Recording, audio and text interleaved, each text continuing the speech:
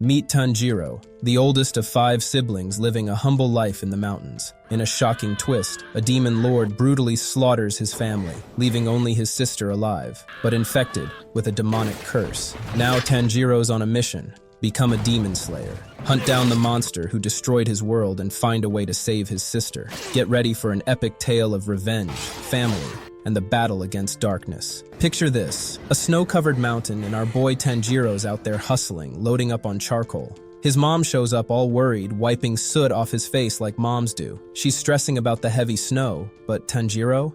He's got his eyes on the prize. After picking up his charcoal bucket, he is about to leave when suddenly his siblings come out from inside and beg Tanjiro to take them with him. But Tanjiro informs them that it's very dangerous due to the heavy snow, so they better stay at home and help their mother with chores. Just then, Nezuko comes out from the woods with his younger brother strapped to her back and expresses sadness as she can't come with him to the village as she needs to take care of their younger siblings. Tanjiro forbids her to feel bad, as after their father died, she has been taking care of the children and helping their mother with every chore. After saying his farewells to all 5 of his siblings, Tanjiro descends the mountain to head to the village. After walking through the heavy snow for a while, he finally arrives at the town and sells all of his charcoal. The villagers love Tanjiro as he is very kind and honest. After selling his stock, Tanjiro returns back to the mountains as it's going to be nighttime soon. While he is ascending the mountain, a man named Saburo stops him. He warns Tanjiro that it's extremely dangerous for him to climb mountains as the sun has already set,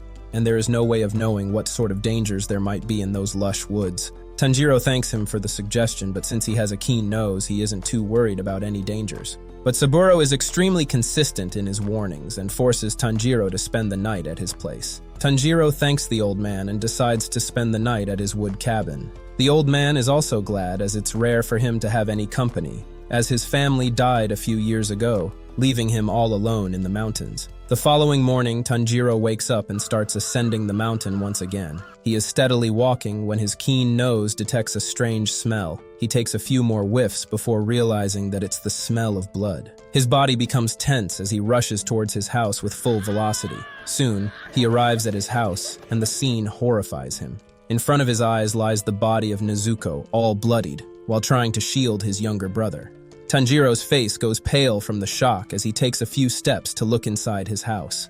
There he finds the mutilated corpses of his mother and other siblings. Tanjiro can only pick up his sister on his back and starts descending the mountain to head to the village to see a doctor. While he is descending at full pace, he keeps on thinking about what could have caused this. Could it have been a bear or some other animal, but he can't be too sure. So he leaves the speculations and just keeps running. Even though his legs are close to giving up and his stamina is almost finished, he doesn't stop as his love for his family transcends everything. He continues to run, but suddenly Nezuko, who was limp on his shoulder, starts to move as she growls. Tanjiro feels that something is off and is about to ask her, when suddenly she attacks him, causing both of them to fall off from the cliff, landing into the snowy ground. Despite being cushioned by the soft snow, he still felt the deep impact. He painfully stands up and looks around, only to find Nezuko standing in front of him with an emotionless face. Tanjiro's keen nose detects something to be off, and just then Nezuko pounces on him as he barely manages to use his axe's wooden handle to stop her from biting further on. But his strength is close to giving up,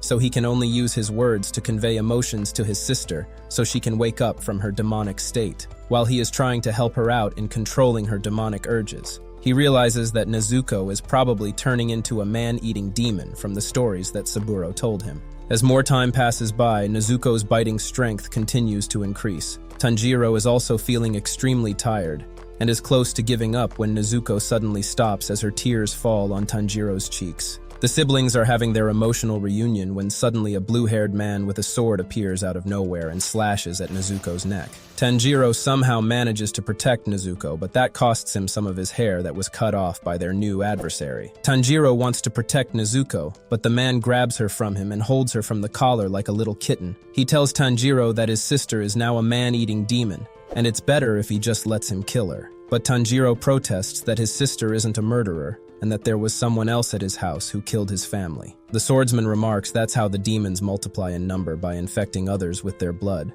So it's better that he kills his sister, so she won't make anyone else suffer just like his family suffered. But Tanjiro kneels on the ground and begs him to spare his sister, which makes the swordsman extremely angry. He calls Tanjiro a spineless coward who is pathetic and weak, and doesn't have the right to say anything. His weakness caused his family to die and his sister to turn into a man-eating demon. The swordsman doesn't really mean the stuff that he said. He only wants to use his words to ignite the rage in Tanjiro's heart, so he can stand once again and fight off against the demons without any emotions. But his words don't really cause Tanjiro to take any action, so he can only threaten to kill his sister to ignite that flame in him. Seeing that his sister is in danger, Tanjiro goes into a berserk mode as he throws his axe at the swordsman to block his sword and takes the other axe to attack while coming from behind the trees. The swordsman isn't able to see through his trick and instead knocks Tanjiro out. He calls him stupid for charging bravely at him without any plan, but his words get stuck in his throat when the flying axe lands behind his head on the tree.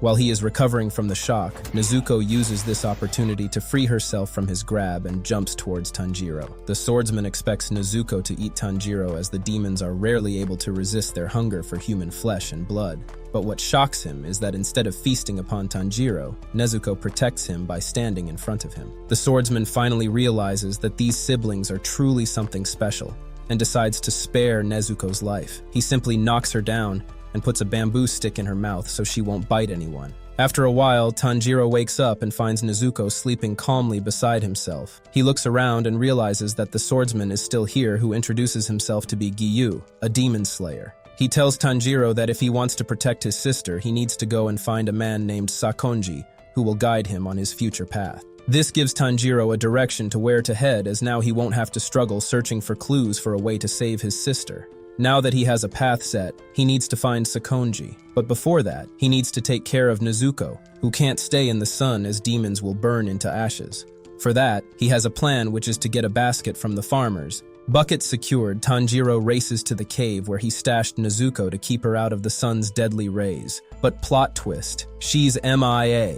Tanjiro's heart's pounding, thinking the worst when he spots it. Nezuko's gone full mole mode, burrowing into the ground for safety. Talk about thinking outside the box. He holds back his laugh and politely asks Nezuko to come and make herself comfortable in the bucket. But Nezuko is too big for this small bucket, so he is left a bit stumped. But then he remembers how Nezuko grew bigger when she fought him in the snow, and asks her if she can become smaller using that same principle. After giving her a few words of praise, Tanjiro closes the basket and heads forward on his journey to find Sakonji. Time passes by as it's already quite late. Tanjiro has been walking for a long time and passes by a house in the mountains when his keen nose detects the peculiar smell of blood yet once again. He immediately heads inside only to find a demon feasting upon a fresh corpse of a man. Even though Tanjiro has seen a lot of corpses at this point, he still isn't used to it and backs away in fear. The demon looks at him and then looks at Nezuko, who smells a bit differently, and asks them to go away, as it's his turf. Tanjiro feels threatened by the demon's presence and slashes his axe at him. Although the attack creates a big wound on the demon's face, it's still not enough, as the demons can regenerate instantly from such small wounds. But the pain makes the demon angry, who furiously jumps at Tanjiro to have a piece of his juicy meat. While Tanjiro is struggling to hold back the demon, Nezuko is also having a hard time holding back her urges to consume the human flesh in front of her.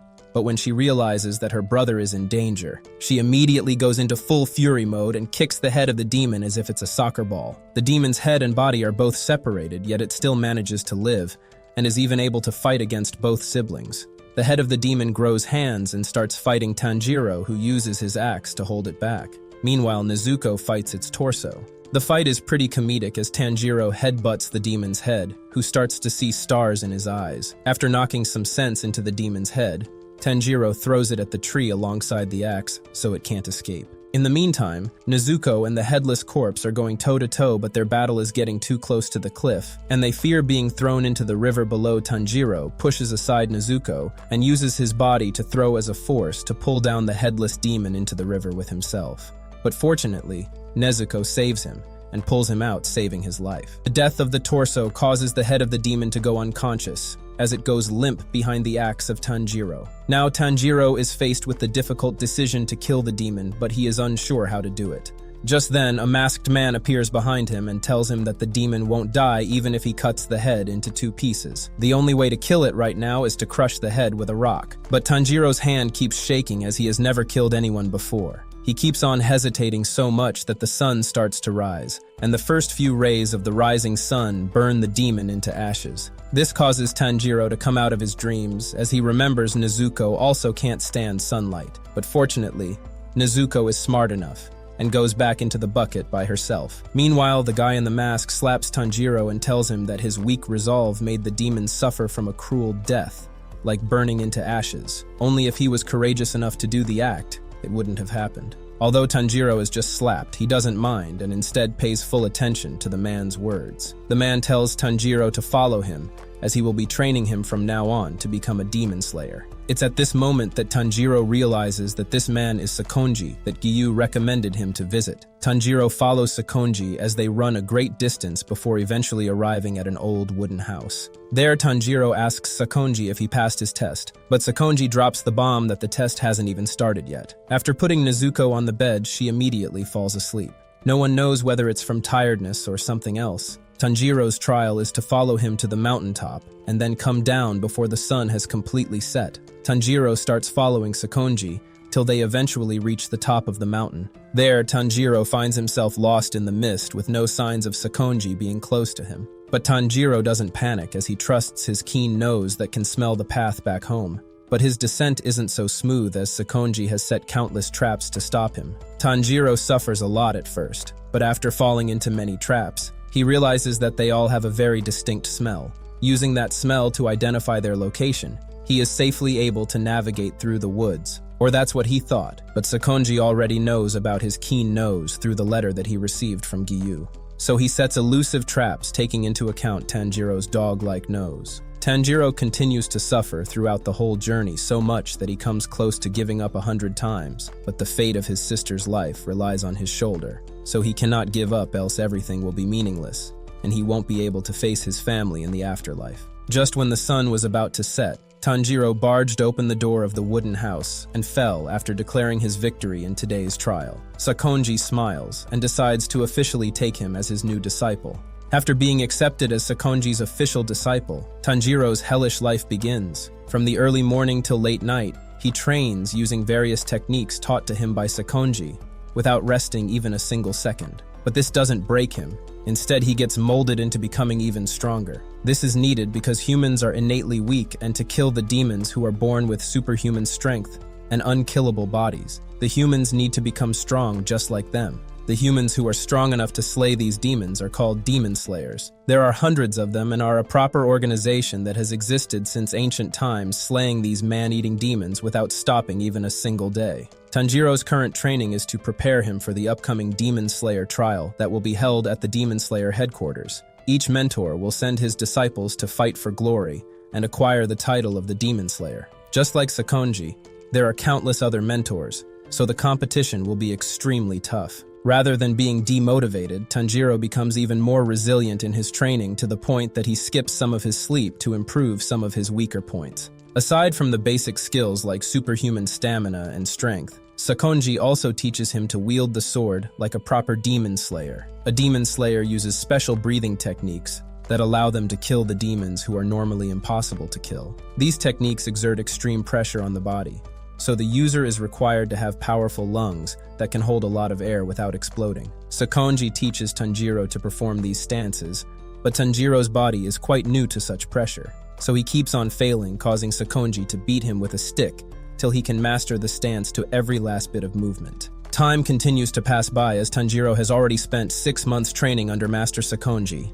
In these past 6 months, Nezuko continued to sleep like a dog, even waking up once. Tanjiro was extremely worried, so Sakonji called a doctor to check up on her, but the doctor didn't find any problem with her, which left all of them confused. In the past 6 months, Tanjiro has learned everything that could be taught by Sakonji, and he has nothing else more to teach him. Sakonji asks Tanjiro to follow him as he leads him into the deep woods where Tanjiro finds a giant boulder sitting on the ground like an absolute menace. Sakonji tells Tanjiro that if he can split this boulder in half, he will allow him to participate in the final trial at the Demon Slayer headquarters. Tanjiro first looks at the giant boulder and then looks at Sakonji with a look in his eyes that asks if he is in a sane mind. After grasping the sword in his hand tightly, with one swing, he hits the boulder with full force, expecting to cut it in half without any problem. But the reality is often disappointing, as the boulder stands still while Tanjiro is pushed back from the recoil, sending shockwaves throughout his body. Any sane person will give up at this point, but Tanjiro is like, nah, I'd win, and starts training with twice the intensity of what he used to do.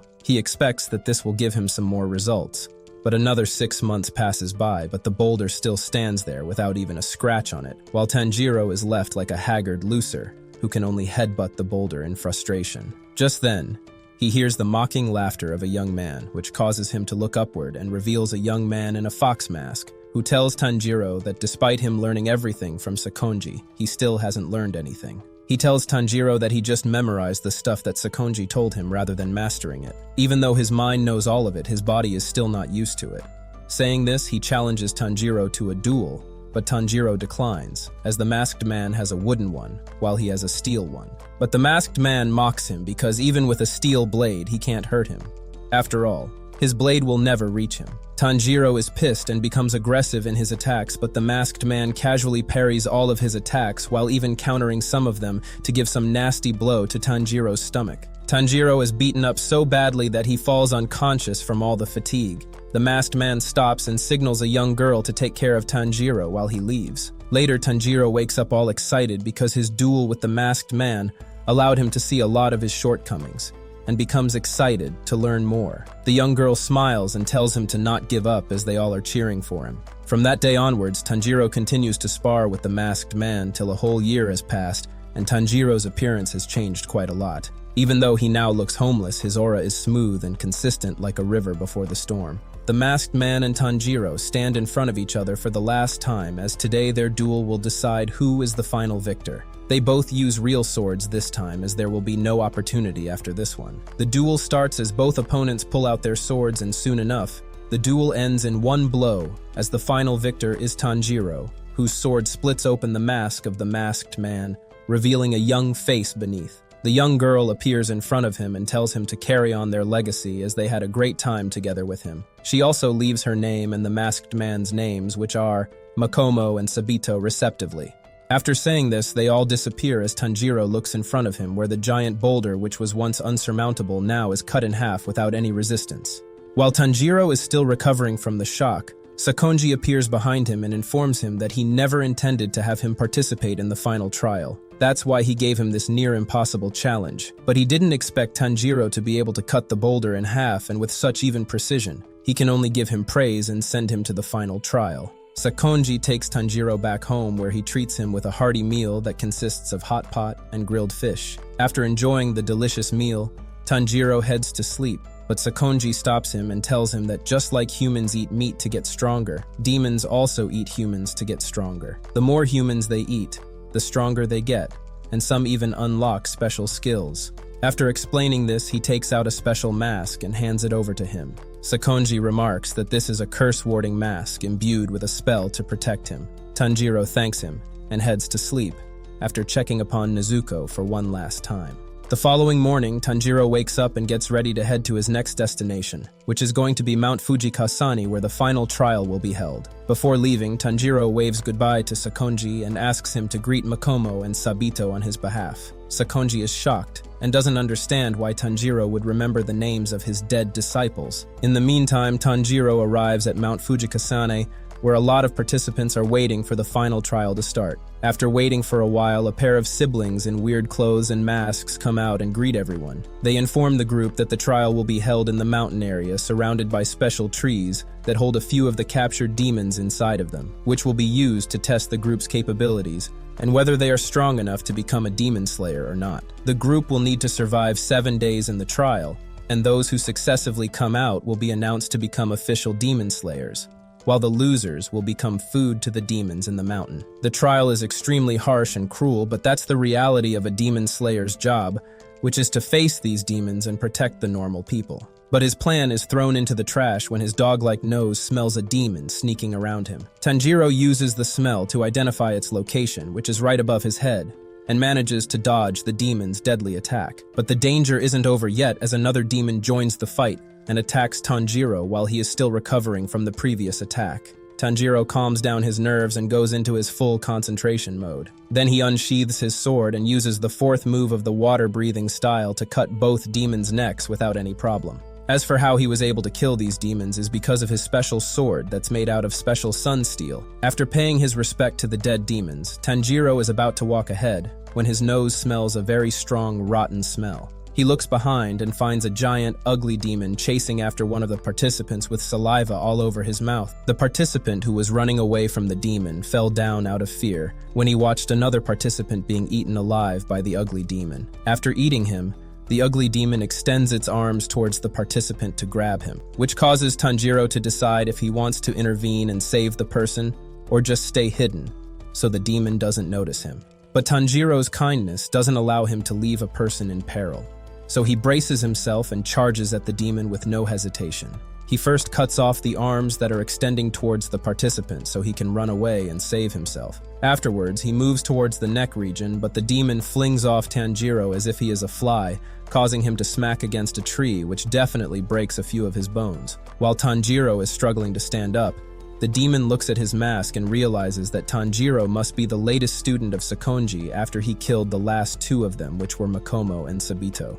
He recounts how he killed both of them and ate their flesh, which causes Tanjiro to become enraged as he starts attacking him with no precision and only anger. But soon, he realizes that this will not work, so he calms himself down and focuses his senses to sense the opening between the demon's attack.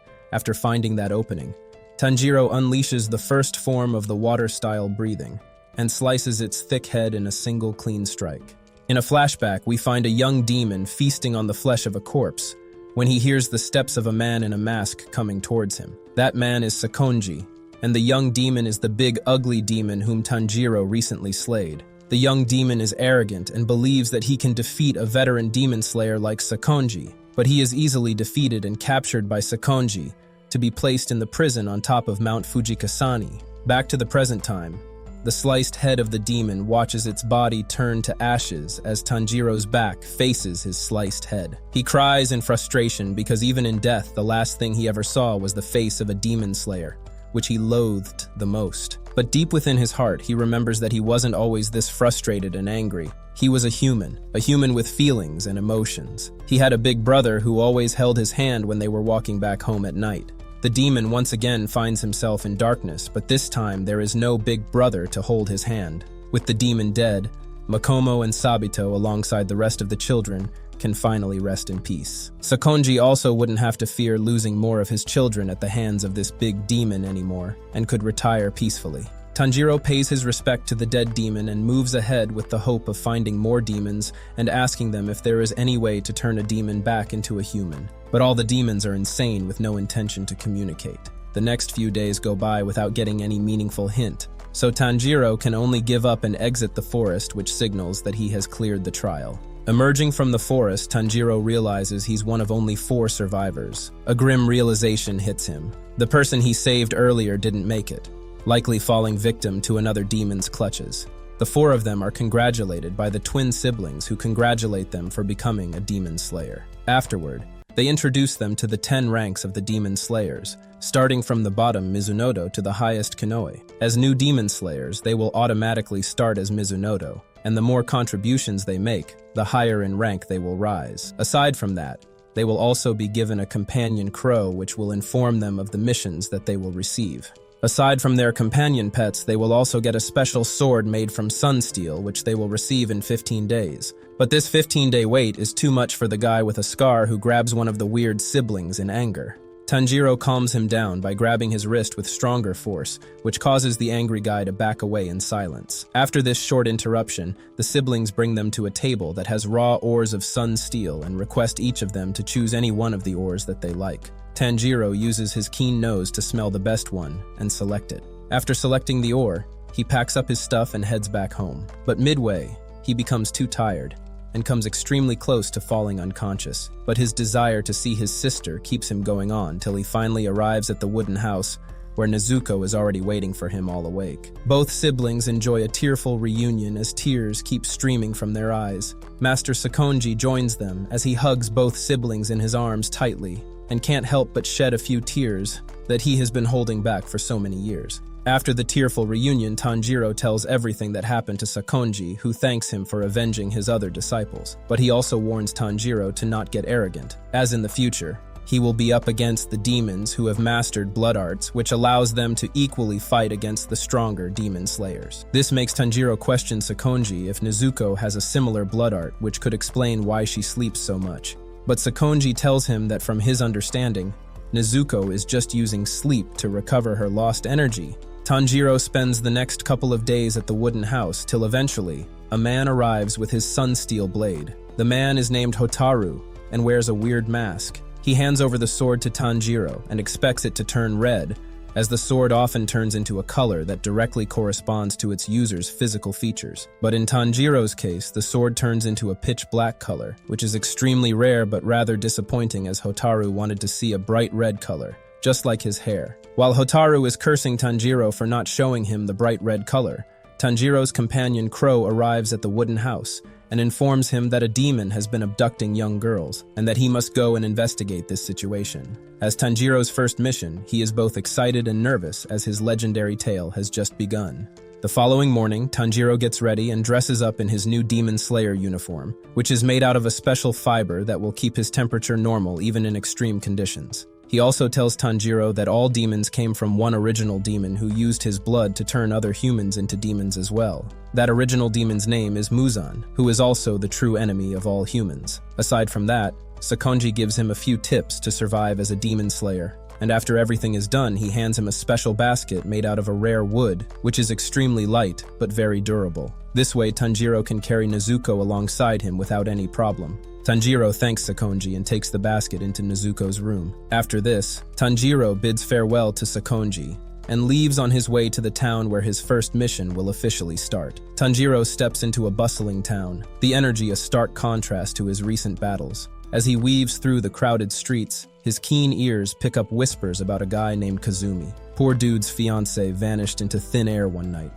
Poof, gone without a trace. Tanjiro's demon slayer senses start tingling. They are lamenting about his misery when Tanjiro decides to stop Kazumi and ask him more about the details himself. At first, Kazumi is surprised as no one believes his words, but after seeing that Tanjiro is serious, he explains that they were walking through an alley talking about their future kids when suddenly his fiancée, Satoko, disappeared as if she never existed. Tanjiro asks him to bring him to that location, and after arriving there, Tanjiro starts smelling the ground to pick on the scent of the demon. But the scent is extremely weird, as it's spread all over the ground, making it extremely difficult for Tanjiro to detect its exact path. But even this slight clue is more than enough for Tanjiro, who keeps on chasing the smell till eventually, the night comes along, wrapping everything in darkness. Kazumi is getting worried as it's getting pretty late and who knows what danger they might face, but Tanjiro tells him that this is the perfect time for them to search, as demons are active the most at this time. Meanwhile, all the town residents are preparing to go to sleep, and Toki is one of them. After putting her younger siblings to sleep, she heads to her room, but behind her follows a strange shadow. The strange shadow keeps on following her till she finally arrives in her room and gets ready to sleep.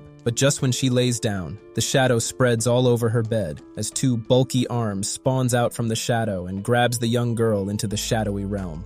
Tanjiro, who was on the lookout, immediately detects the smell of the demon and rushes towards its location. He runs at an extremely fast pace and jumps on the top of the buildings to cross big distances in a shorter time. Soon he arrives at the alley near Toki's house, who was just abducted by the strange swamp demon. Tanjiro is confused as he can't pinpoint its location, so he calms down his nerves and fully utilizes his nose to pinpoint the exact location where the demon is, and slams his sword into that area. A demon rushes out of that area angrily with a girl in its arms, who gets rescued by Tanjiro and put under the care of Kazumi, so Tanjiro can focus his full attention on the swamp demon. However, the swamp demon is extremely cunning and doesn't give Tanjiro any opportunity to attack. But Tanjiro isn't a prodigy for no reason, as he uses clever techniques to land his attacks at precise locations, hurting the demon in the process. But the demon instantly heals with no problem, and he spawns two more of himself, which causes Tanjiro to be surrounded by 3 different sides, making his job even more tough. One of the demons is extremely impatient and becomes angry at Tanjiro for ruining his meal,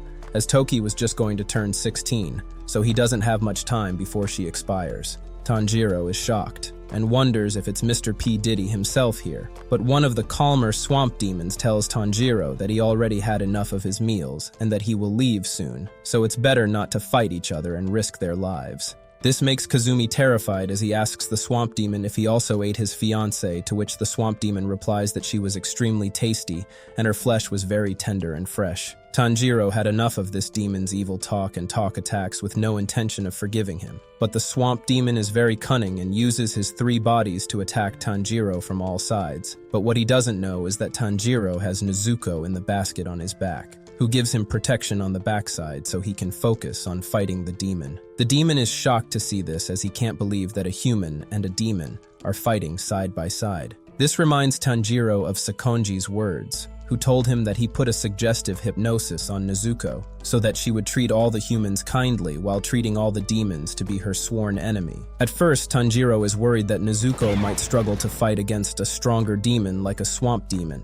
but after seeing her strength, he decides to put his trust in her, so that while she protects Kazumi and Tokie, he can go into the swamp to deal with the demon once and for all. Nezuko signals Tanjiro that she will do her part, which puts him at peace, so he can go down below into the swamp without any fear. After falling into the swamp, Tanjiro finds a lot of clothes that probably belonged to the girls who were eaten by the swamp demon, and it only makes him angry as he promises to deliver retribution to the swamp demon. However, the swamp demon mocks Tanjiro that he is extremely stupid to jump into the swamp where air is almost non-existent, not to mention the water that restricts his movement. But Tanjiro smirks, as this is nowhere close to the conditions that he trained under Sakonji, and his water-style breathing is more versatile in such an environment where he can use the water to increase the intensity of his attacks. Tanjiro's holding his own in the swamp, but let's be real, this is the demon's home turf. Our swampy foe's rocking not 1, but 2 bodies, and he's not about to let some rookie demon slayer crash his party. He's dishing out a serious beatdown, teaching Tanjiro a harsh lesson about picking your battles. But Tanjiro was waiting just for him to attack, so he could use the 6th form of his water-style breathing, which creates a whirlpool shredding the demon into pieces. After killing its 2 bodies, Tanjiro quickly gets back to the surface where he finds Nezuko fighting against the remaining demon. But as Nezuko is still a new demon, she isn't used to fighting and gets tricked by the swamp demon. The swamp demon uses this opportunity to quickly injure her, but Tanjiro arrives at the last moment and cuts apart the hand that was about to touch Nezuko. The demon screams in pain as he backs away in shock. He can't believe that Tanjiro managed to kill 2 of his bodies and starts dragging himself to get as far away from Tanjiro as possible. But Tanjiro corners him against the wall and orders him to tell him everything that he knows about Muzan. Hearing the word Muzan makes his blood go cold as he struggles to speak. The image of Muzan flashes in his mind, which threatens him to keep his silence and inform no one of his existence,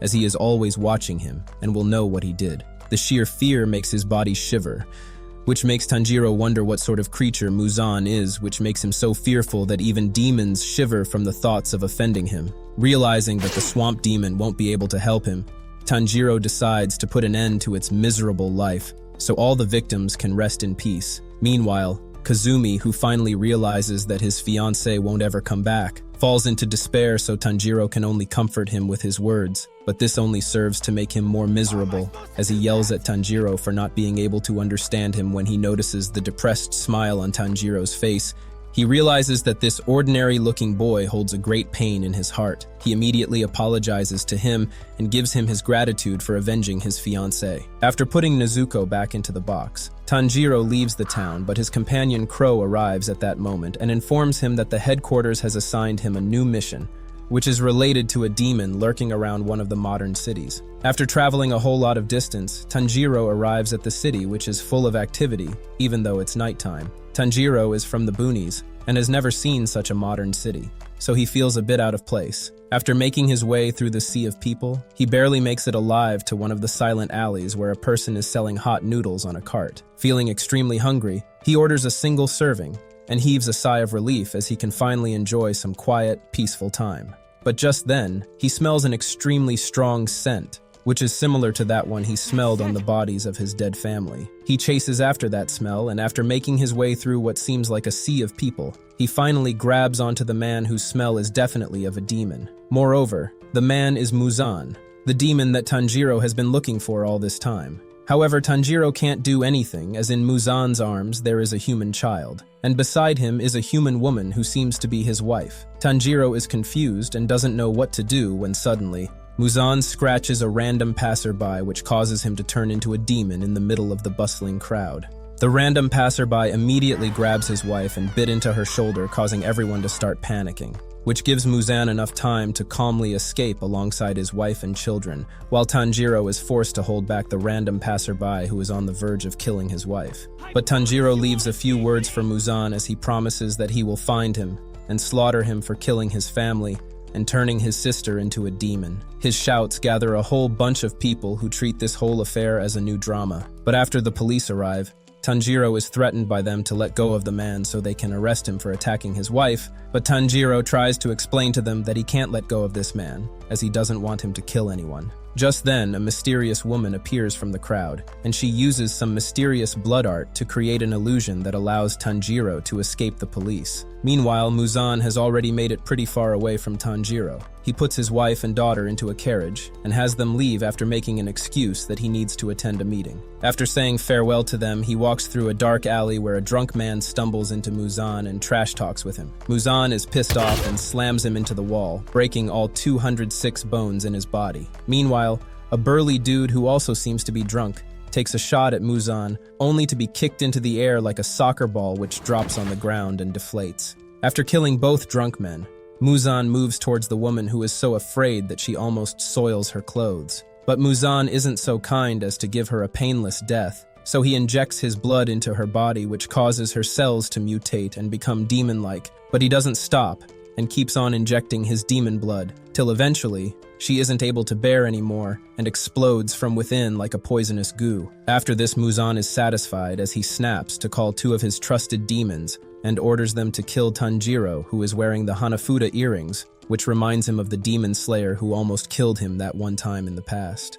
Meanwhile, Tanjiro is back at the cart where he left Nezuko. The owner of the cart lectures Tanjiro for dropping his noodles on the ground and leaving without paying, so he now must eat 2 of the bowls in order to redeem himself. After Tanjiro finishes up his 2 bowls of noodles, the owner finally allows him to leave with a satisfied smile on his face. Tanjiro and Nezuko are about to walk away when they spot the man who was with that demon doctor lady. The man informs them that he is here on the order of his lady to bring them to her clinic. Tanjiro tells him that there was no need to come, as he could have tracked her using her smell. The man tells him that first of all, it's very creepy that he says it like that, and second of all, the clinic has a barrier around it that stops anyone from finding where it is. Tanjiro is like, oh, I understand it, but then is like, no, I don't. Soon they arrive at the clinic, which is hidden by an invisible wall.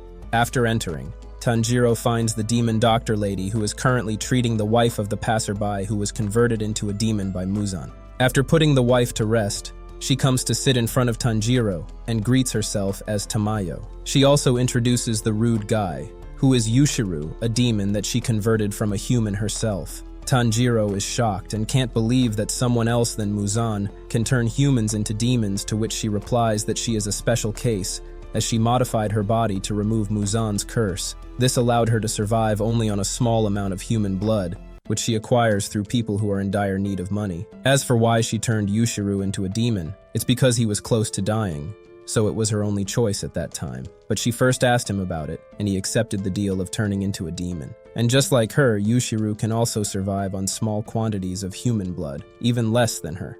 Tanjiro feels like he has finally found the solution to cure his sister's body, so he asks her if there is a way to turn a demon back into a human, to which Tamayo answers that there is indeed a way to do, but it won't be so easy. First of all, she would need blood samples of all the demons close to Muzan, so she can test her theory while also needing Nezuko's blood, who seems to be a bit special as she survived 2 years without needing any flesh or blood. Tanjiro promises to help her with this mission, and in return, he only wants a cure for his sister so that he can save her and also save countless other people who have been affected by Muzan's virus. Unfortunately, their meeting is interrupted by the 2 demons who are here to retrieve the head of Tanjiro on behalf of their master Muzan. While Tanjiro is on the hunt for Muzan, Muzan is also on a hunt for Tanjiro. But Tanjiro is oblivious to it and gets caught off guard by these 2 demon duo who call themselves one of the 12 moons. Sasumaru has the ability to use Tamari balls to hit like a truck, while Yahaba has eyes on his hands, which can change the direction of anything they touch with his invisible blood arrows. Both of their techniques combine to become a deadly combo that annihilates everything in its path. The clinic made up of woods is no exception, as it becomes riddled with holes in a matter of seconds. While Tanjiro is trying his best to block the upcoming balls, one of the flying balls blasts off Yushiru's head, like the cake at the gender reveal party. This causes Tanjiro to blink for a second, which allows Sasumaru to throw a Tamari ball right at his face, which he barely manages to stop using the first form of water-style breathing. But there is no point in blocking the Tamari ball, as it soon changes its direction to come to attack him from a different angle. In the meantime, Yushiru's head grows back and starts cursing the demons for ruining the clinic that is so beloved to his lady. He also calls Tanjiro stupid for not being able to see the arrows. So he places a spell on his forehead, which allows him to see the invisible blood arrows. This solves Tanjiro's issue of not being able to see the upcoming arrows, so he can now focus better on dodging the attacks rather than blocking them with his sword. In the meantime, Nezuko comes back and goes after Yahaba to stop him from changing the direction of the balls. With a single kick from Nezuko's powerful legs, Yahaba's concentration is broken, which allows Tanjiro to charge at Sasumaru with no problem. After blocking all the balls with his third form of the water-breathing style, Tanjiro manages to cut off all 6 arms of Sasumaru, which he hopes to use to collect blood for Tamayo's tests. But Sasumaru doesn't want to give them any chance to do so and burns all of her arms into ashes, and instantly grows new ones in seconds. Yahaba is also easily able to overpower Nezuko and throws her back at Tanjiro, whose flow is disturbed due to him helping Nezuko midway. Tamayo realizes that it won't work like this, so she requests Tanjiro to take on Yahaba all alone while leaving Sasumaru to the 3 of them. Moreover, he also finds a thread revealing the opening to Yahaba's neck, but just when his attack is about to reach him, Tanjiro is struck with a lightning-fast arrow which throws him away like a ball. But this isn't the end, as Tanjiro is struck with more and more arrows which throws him here and there as if he is some sort of soccer ball. Only by using his water-style breathing, he can stop and take a rest from all the up-down and left-right attacks that he just faced right now. On the other side, Nezuko is also fighting against Sasumaru with the aid of Yushiru's spells, which allow himself to become invisible and attack Sasumaru, giving her a taste of her own medicine. But Sasumaru isn't one of the 12 moons for no reason, as she is easily able to counter their attacks with no problem. Nezuko, who is desperate to do something, ends up kicking one of the Tamari balls, only to lose her foot from that sheer force. Tamayo can only give her a special medicine that will allow her to regenerate her foot instantly, so she can get back to fighting again without any problem. Meanwhile, Tanjiro is also struggling to keep up with Yahaba, so he starts using his full brain to think of a way to counter all those arrows from different directions without drawing further distance between them, as that way he will never be able to reach for his head. The only solution that comes to his head is to combine the 3rd and 6th styles to create a special style that will allow him to suck away all the arrows and attack Yahaba without losing any momentum. Fortunately, his plan is successful as he finally manages to land his sword on Yahaba's neck, which is sliced off cleanly like a stick of butter. Talk about a sore loser. Even with his head sliced clean off, Yahaba's got one last trick up his sleeve. He sends Tanjiro on a wild roller coaster ride, flinging him every which way like a ragdoll. Our boy's getting tossed around until Yahaba finally runs out of juice and crumbles to dust. But the damage is done. Tanjiro's left feeling like he just went 10 rounds with a tornado. But this caused Tanjiro to use his water-style breathing constantly tens of times, which put a lot of strain on his body. And even after Yahaba died, Tanjiro, who was mid-the-air, fell straight onto the ground and causing most of his bones to break, putting him into a paralysis state. But despite that, Tanjiro still struggles and crawls towards his sword. After receiving the injection from Tamayo, Nezuko not only regenerated her leg, but also regained full energy, which gave her enough strength to face off against Sasumaru, who is one of the 12 moons. They both pass the ball to each other as if they are Ronaldo and Messi till the ball gets so fast that even Sasumaru is forced to dodge it in fear of getting blown to pieces. But as Nezuko is inexperienced, she can't do any real damage to Sasumaru and only keeps on exhausting her already limited energy. This causes Tamayo to step in, as she uses her blood art to create an illusion that puts Sasumaru into revealing the name of Muzan, which activates the curse in her body, causing demonic arms to come out from her mouth and stomach, which shreds her to pieces. This brutal death causes all of them to become shocked as they realize how cruel Muzan can be. While Sasumaru is dying, she begs to play with Temari for one last time, so Tanjiro puts it close to her so she can rest peacefully. Tamayo collects the blood sample from her body and informs Tanjiro that she isn't one of the 12 moons as they all have numbers in their eyes. Neither she nor Yahaba are not one of the 12 moons as they are really weak. Tanjiro's jaw drops. If these weak demons nearly took them out, how insanely powerful must the 12 moons be? A chill runs down his spine as he realizes the monumental task ahead, collecting their blood to cure Nezuko. This journey just got a whole lot scarier. Later, Tamayo tells Tanjiro that she will be leaving with Yushiru because they are exposed, and Muzan will hunt them soon. She also advises him to leave Nezuko with them, who already seem to treat them like her family. But Nezuko holds on to Tanjiro's hand, indicating that she will not leave her big brother alone. Tanjiro shares the same sentiment, so they bid their farewell to Tamayo and head towards their next stop, which is yet another mission. However, midway, they are stopped by a scene that attracts them as it involves the yellow-haired timid boy who seems to be begging a random girl to be his girlfriend as he doesn't want to die alone. The timid boy's companion Sparrow flies towards Tanjiro and starts chirping as it explains everything that happened. Tanjiro is somehow able to understand it and walks towards the yellow-haired boy whose name is Zenitsu. After putting her away from the girl, he warns him to not pester her as she is feeling extremely uncomfortable. But Zenitsu argues that she loves him, which causes the girl to become angry, as she corrects him that she doesn't love him, and moreover, she is already engaged with someone else. But Zenitsu asks her why she helped him then when he was crying on the roadside. The girl answers that she only helped him because he wouldn't stop crying. However, Zenitsu took this to be as a sign of her love towards him, which makes the girl so angry that she starts slapping him. After the girl leaves, Zenitsu becomes mad at Tanjiro for stopping him from pursuing that girl. But Tanjiro tells him that it wouldn't have bore any good results, so he should look for someone else. But Zenitsu laments that he will die soon as he is now a demon slayer, who can die at any time. But Tanjiro reminds him that being this pessimistic won't result in anything, and if he was so afraid, then he shouldn't have become one in the first place. But Zenitsu fights back by saying that he was randomly trained by an old man who told him that he would find plentiful hot ladies at the Demon Slayer headquarters. But all he has faced is pain and agony and nothing else. Tanjiro can only soothe his pain by handing him a rice ball, so he can fill up some of the energy that he lost during all that whining. Plot twist. They're headed to the same gig. Talk about a buddy cop setup in the making. They arrive at the haunted house where they find two children shivering outside near the woods. The children are too spooked to answer anything, so Tanjiro uses various techniques to calm their nerves before asking them about what happened. The children answer that their big brother was taken away by a demon who brought him into this house. They followed their big brother's blood trail to arrive here, but since then, they have been too spooked to enter the haunted house as there are very weird noises coming from inside. Zenitsu is also able to hear these noises, which is because he has extremely sharp ears,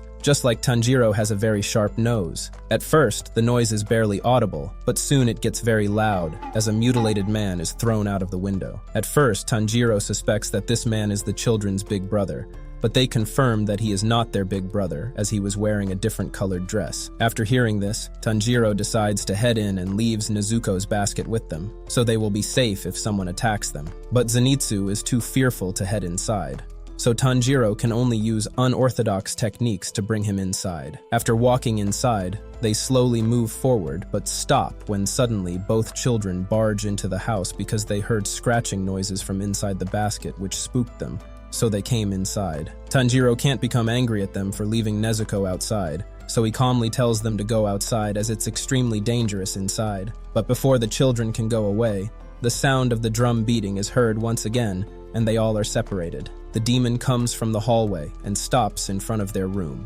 Tanjiro smells his stench and realizes that he must have killed a lot of demons and becomes fearful. He puts his hand on Takeru's mouth so she doesn't scream and attract the drum demon. He calmly asks her to back away and hide on the shelves while he unsheathes his sword to challenge the drum demon in front of him. Meanwhile, Zenitsu and Takeru's big brother Shoichi are in the hallway when Zenitsu tries to escape, only to realize that no matter how many doors he opens, he can never find the exit to this house. Just then, he opens one door, which reveals a man with a boar head, which scares the crap out of Zenitsu, and he immediately runs away. Back to Tanjiro, he yells at the drum demon to attract its attention, but the drum demon only slams the drum on its body to rotate the room, putting him into a disadvantageous position. But just then, the crazy boar guy from earlier jumps out from one of the doors and yells at the drum demon with its crazy screams. In his Seoth hands is a sun steel blade, but they are both chipped, which is weird as it will only affect his ability to cut things smoothly. Just when you think it's demon-slaying time, Boarhead Guy decides Tanjiro's the real enemy here. Our boy's juggling act begins. Meanwhile, the actual demon's probably wondering if he stumbled into the wrong anime. While they are infighting, the drum demon is getting agitated because he can't wait to eat the rare-blooded human, so he uses his drums to attack them, which leaves a deep, claw-shaped mark in the ground. Even though Tanjiro managed to dodge, he still shivered from the extreme deadliness of the attack. Seeing that his claw attack isn't enough, the demon then continues to beat his drum, tilting the room left and right, leaving Tanjiro and Boar Guy in complete distress, as they can't predict where the attack will come from and where they will go after the room is titled. But fortunately, another drum beat sounds, which teleports them into different rooms. Tanjiro comes out of the room and finds a corpse lying on the ground, so he asks Takeru to close her eyes as he takes her away from the hallway into another room where they find Kiyoshi, their eldest brother, with a drum in his hand. Meanwhile, Zenitsu and Shoichi are both treading their paths slowly, but Zenitsu keeps on crying that he will die and be eaten by a demon. Shoichi reminds him that he is the demon slayer, and that he is supposed to be the one slaying the demons, not the demons slaying him. But Zenitsu, being the crybaby he is, keeps on whining about staying quiet so no demon will hear them yet. His voice is the loudest out of all the people in the room. This trend continues for a while before a demon truly comes out from under the floor with its tongue slithering on the ground. The tongue demon is excited to feast on not only one but two humans. Zenitsu immediately starts crying as he starts running away from the demon while grabbing onto Shoichi. They keep on running till eventually the demon corners them into a room with no room to escape. Zenitsu is so terrified that he falls unconscious from sheer fear. The tongue demon is baffled by this and wonders if he is so ugly that Zenitsu falls unconscious after seeing him. But this doesn't matter to him as he quickly wants to feast upon Zenitsu and Shoichi. But just when the tongue demon is close enough to attack, Zenitsu stands up and launches an attack while still asleep.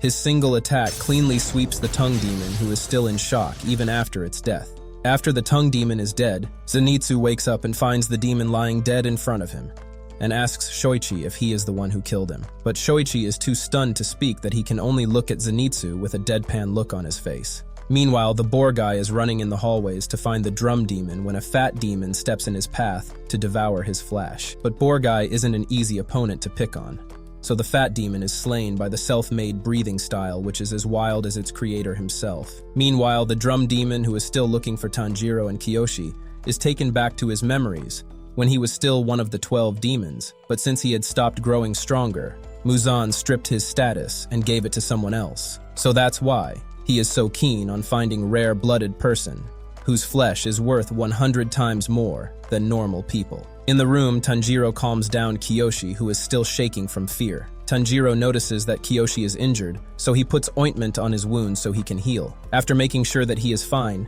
he asks him what happened, to which Kiyoshi answers that he was captured by the drum demon, but when he brought him here, 2 other demons fought over him because of his rare blood. The fight broke one of the demon's drums, which fell into Kiyoshi's hand, who used it to teleport into other rooms. Tanjiro now understands everything, and asks Kiyoshi to save himself and his sister by using the drum while he fights the drum demon to stop him. In the room, Tanjiro sneaks upon the drum demon, who is fast enough to use his drums to change the position. So Tanjiro can't close the distance, but Tanjiro has already learned which drum performs what operation, so he can accurately predict the attacks. But since Tanjiro is injured, he can't fully unleash his strength, so he is forced to adapt to his circumstances. It's then he remembers Sakonji's words, which are that the water is formless, and it can be used to form countless shapes. Using this principle, Tanjiro is able to perform techniques that are effective in this unique scenario.